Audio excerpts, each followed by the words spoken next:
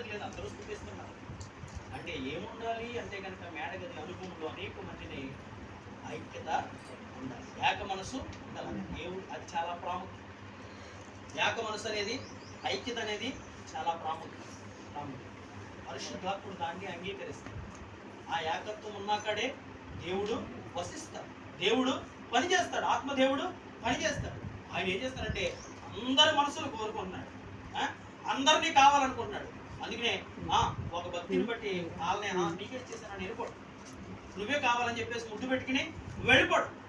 అందరూ కావాలి, అందరూ ఏకంగా మారాలి, అందరూ ఏకస్వరంతో కీర్తించాలి, అందరూ ఏకస్వరంతో పాడాలి, అందరూ ఏకస్వరంతో ఆరాధించాలి, ఏకాత్మగా పని చేయాలి అని దేవుడు.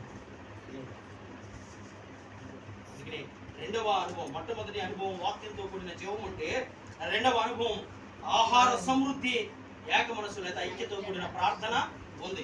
మూడవ అనుభవము సిద్ధపాటు, అనగా సంఘం అనే వధువుగా ఉన్న మనము గొప్ప సమృద్ధి కలిగిన మేడగది అనుభవంలో ఉన్నాం కనుక సిద్ధపడి ఆయన వచ్చేటప్పటికి ఆయనతో పాటు వెళ్ళవలసిన అనుభవం. మూడవదిగా మేడగది అనుభవం ఏంటంటే కనుక పెండ్లి కుమార్తెగా సమస్త సమృద్ధి కలిగిన అనుభవం, సిద్ధపాటు అనుభవం.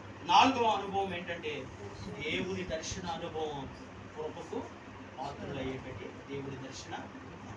ఈ 4 అనుభవాలు మేడగది అనుభవాలు మనం కలిగి ఉంటే కనుక, ఈ మేడగది అనుభవాలు కలిగి ఉంటే కనుక ఆయనకు ప్రియమైన పిల్లలం.